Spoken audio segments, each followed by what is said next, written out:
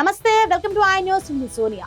మారుతున్న ప్రపంచ రాజకీయ సమీకరణాలు దేశాల మధ్య సరికొత్త సంబంధాలకు దారితీస్తున్నాయి. ఒకవైపు అమెరికా టారిఫ్ పొత్తులతో భారత్ కు దూరమవుతుంటే, మరోవైపు డ్రాగన్ కంట్రీ చైనాతో బంధం బలపడుతుంది. ప్రధాని మోడీ త్వరలో చైనా పర్యటనకు వెళ్లనుండమే దీనికి నిదర్శనం. అయితే ఈ కొత్త స్నేహం ఒకప్పుడు ఇండియాను ఊపేసిన 2 యాప్స్ ను తిరిగి తీసుకురాబోతోందా? అగ్రరాజ్యంతో బంధం బలహీనపడి డ్రాగన్ తో దోస్తీ పెరుగుతున్న వేళ ఇండియాలో కోట్లాది మంది యూత్ ఎదురు చూస్తున్న టిక్ టాక్, పబ్జీలు తిరిగి రాబోతున్నాయా? ఈ ఆసక్తికరమైన విశ్లేషణపై ఓ లుక్కేద్దాం.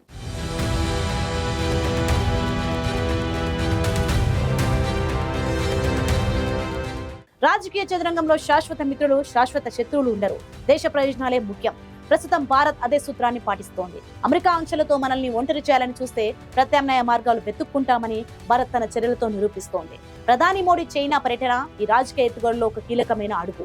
ఎప్పుడైతే 2 దేశాల మధ్య రాజకీయ సంబంధాలు మెరుగుపడతాయో దాని ప్రభావం వాణిజ్యంపై, ఆర్థిక ఒప్పందాలపై ఖచ్చితంగా ఉంటుంది. ఇక్కడే ఇప్పుడు $1 మిలియన్ ప్రశ్న మొదలవుతోంది. చైనాతో బంధం బలపడితే ఆ దేశానికి చెందిన కంపెనీలపై ఉన్న వ్యతిరేకత కూడా తగ్గుతుందా? ఇదే కనుక జరిగితే ఇండియాలో బ్యాన్ అయిన టిక్ టాక్, పబ్జీ వంటి యాప్స్ పై ఉన్న నిషేధం కూడా ఎత్తివేసే అవకాశం ఉందా? మర్చిపోలేం. ఒకప్పుడు ఈ 2 యాప్స్ ఇండియాలో సృష్టించిన ప్రపంచం అంతా ఇంత కాదు. కోట్లాది మంది యువత జీవితంలో ఇవి భాగమైపోయాయి. క్రియేటివిటీకి టిక్ టాక్, ఎంటర్టైన్మెంట్ కి పబ్జీ కేర్ ఆఫ్ అడ్రస్ గా నిలిచాయి. వాటిపై నిషేధం విధించాక ఏర్పడిన డిజిటల్ వ్యాక్యూమ్ ను ఏ ఇండియన్ యాప్ కూడా ఆ స్థాయిలో భర్తీ చేయలేకపోయిందన్నది వాస్తవం. అయితే కథ అంత సులువు కాదు. ఈ యాప్స్ ను బ్యాన్ చేసింది కేవలం రాజకీయ కారణాలతో కాదు. దేశ భద్రత, డేటా ప్రైవసీ అనే కీలకమైన అంశాలతో భారత యూజర్ల డేటాను చైనా ప్రభుత్వం దుర్వినియోగం చేస్తుందనే ఆరోపణలతోనే వీటిని నిషేధించారు. ఇప్పుడు కేవలం చైనాతో స్నేహం కోసం ఆ భద్రతాపరమైన ఆందోళనను పక్కన పెట్టేస్తారా? ఒకవేళ ఈ యాప్స్ తిరిగి రావాలంటే కఠినమైన నిబంధనలు పెట్టే అవకాశం ఉంది. భారత యూజర్ల డేటాను ఇండియాలోనే స్టోర్ చేయాలనే నిబంధనతో పాటు ప్రభుత్వ పర్యవేక్షణకు అంగీకరిస్తేనే వాటికి అనుమతి లభించవచ్చు. ప్రధాని మోడీ చైనా పర్యటనలో సరిహద్దు సమస్యలు, వాణిజ్యంతో పాటు ఈ అంశం కూడా పరోక్షంగా చర్చకు వచ్చే అవకాశం లేకపోలేదు.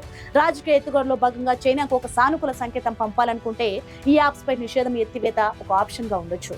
మొత్తానికి మారుతున్న రాజకీయాలు ఒకప్పుడు మూసుకుపోయిన తలుపులను మళ్ళీ తెరుస్తున్నాయి. అయితే ఆ తలుపులు పూర్తిగా తెరుచుకుంటాయా, లేక భద్రత అనే గడియ ఇంకా బిగుసుకుంటుందా అన్నది తెలియాలంటే మరికొంతకాలం వేచి చూడాల్సిందే.